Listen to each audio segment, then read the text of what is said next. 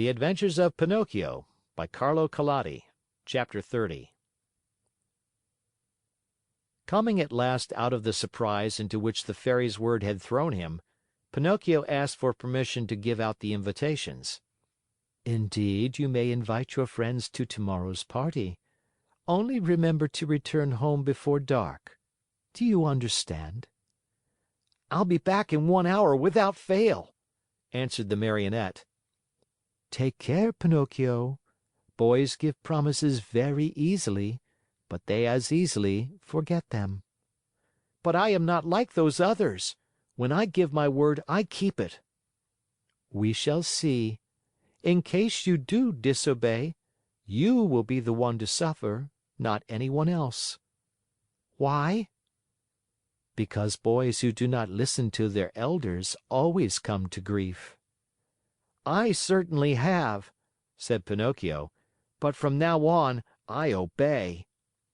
"We shall see if you are telling the truth." Without adding another word, the Marionette bade the good Fairy good by, and singing and dancing, he left the house. In a little more than an hour, all his friends were invited. Some accepted quickly and gladly. Others had to be coaxed, but when they heard that the toast was to be buttered on both sides, they all ended by accepting the invitation with the words, "We'll come to please you." Now it must be known that, among all his friends, Pinocchio had one whom he loved most of all. The boy's real name was Romeo, but everyone called him Lampwick, for he was long and thin and had a woebegone look about him. Lampwick was the laziest boy in the school and the biggest mischief maker, but Pinocchio loved him dearly. That day, he went straight to his friend's house to invite him to the party, but Lampwick was not at home. He went a second time, and again a third, but still without success. Where could he be? Pinocchio searched here and there and everywhere and finally discovered him hiding near a farmer's wagon. "What are you doing there?" asked Pinocchio, running up to him. "I am waiting for midnight to strike to go—" "Where?" "Far, far away." "And I have gone to your house 3 times to look for you." "What did you want from me?" "Haven't you heard the news? Don't you know what good luck is mine?" "What is it?" "Tomorrow I end my days as a Marionette and become a boy, like you and all my other friends." "May it bring you luck." "Shall I see you at my party tomorrow?" "But I'm telling you that I go tonight." "At what time?" "At midnight." "And where are you going?" "To a real country, the best in the world, a wonderful place." "What is it called?" "It is called the Land of Toys.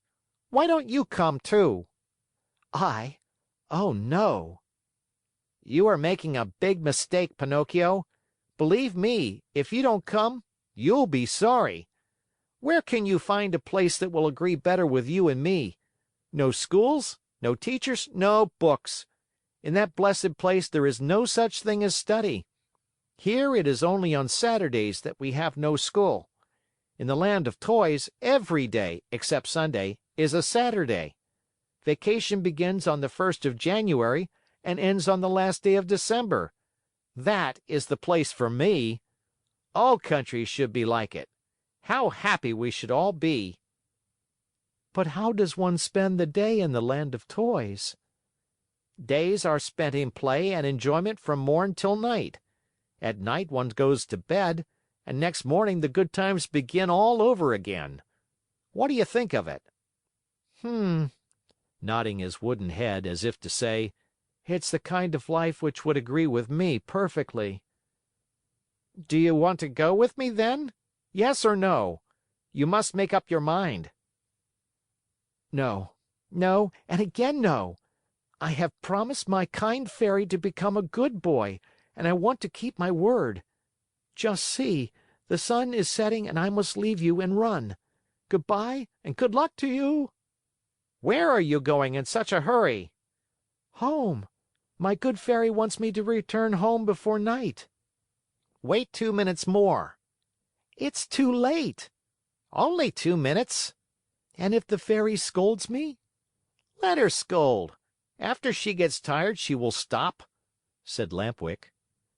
Are you going alone or with others? "Alone? There will be more than 100 of us." Will you walk? "At midnight, the wagon passes here that is to take us within the boundaries of that marvelous country." How I wish midnight would strike. "Why?" To see you all set out together. "Stay here a while longer and you will see us." No, no, I want to return home. "Wait 2 more minutes." I have waited too long as it is. The Fairy will be worried." "Poor Fairy. Is she afraid the bats will eat you up?" Listen, Lamp Wick," said the Marionette. Are you really sure that there are no schools in the Land of Toys? "Not even the shadow of one." Not even one teacher? "Not one." And one does not have to study? "Never, never, never." What a great land!" said Pinocchio, feeling his mouth water. "What a beautiful land! I have never been there, but I can well imagine it."